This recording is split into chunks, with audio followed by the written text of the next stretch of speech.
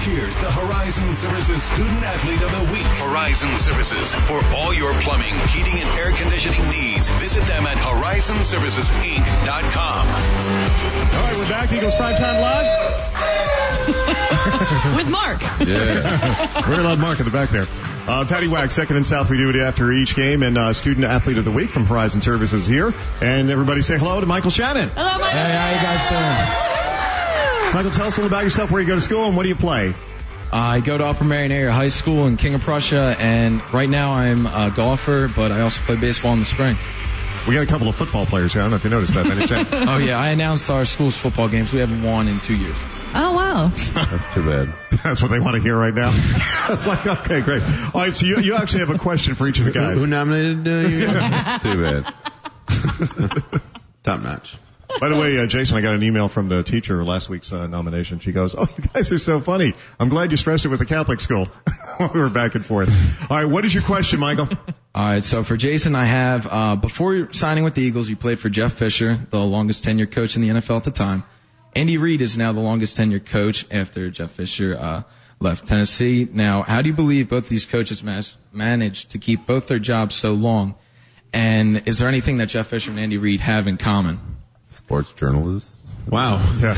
Let me digest. No, there's some that definitely both of them have in common, and it actually is kind of fitting with this circumstance we're in right now, being 1-4. And there was a moment last year with Tennessee where we had a little bad stretch, and neither one of them panicked. So it's you.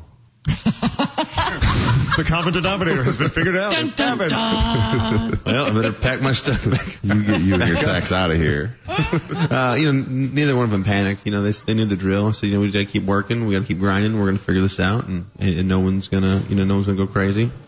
And you know what? We do. You also got a question for Todd. Yes, Todd. You played for the Eagles since 2005 with Donovan McNabb, and now with Michael Vick as quarterback. What differences do you see in the offense from McNabb and the run offense from Michael Vick? Wasn't there a Kevin Cobb in the middle somewhere? A little bit. It was a flash. All right. First of all, let me point out, I need to commend you that you're a National Honor Society member here. I see that. And I wanted to point out that's very important. A little round of applause.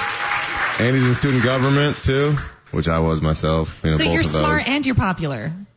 I don't know about the second one, but. And you're an athlete. You're like well-rounded. But, good work on that. Thank you very much. As far as your question, you know what? I think that our offense is so much more explosive now, compared to when Donovan was here. When Donovan was here, we would run the ball and, there was only a couple of receivers. And now I think every aspect of our team is just, I don't want to take anything wrong from those teams because we were good.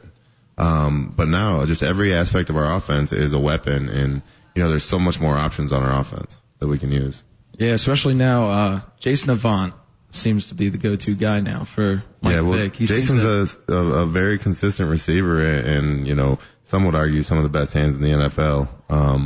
I would argue that, he's our clutch receiver. You can go to him all the time, and, he's willing to put his body out there and make a grab across the middle if he needs to.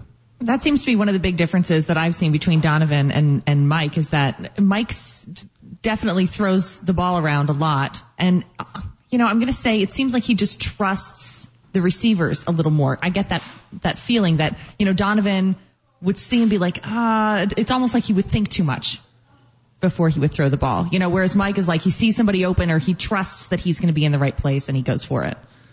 I'm not going to say yes or no on that, but I think maybe something would have to do with the fact that Michael was transformed into a different type of quarterback when he got here. It was more of a, they went through more fundamental stuff with him. And, Donovan was pretty fundamental too, but they did that early in his career. Mm-hmm. And then, as time goes on, you get comfortable in the system, and then you just, you feel like you get comfortable with certain players in certain positions that are consistent for you, regardless of, what the play call is.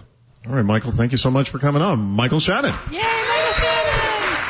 So are we going to see you on television, or are we going to see you, what is your goal? What are you going to be majoring Jeopardy. in?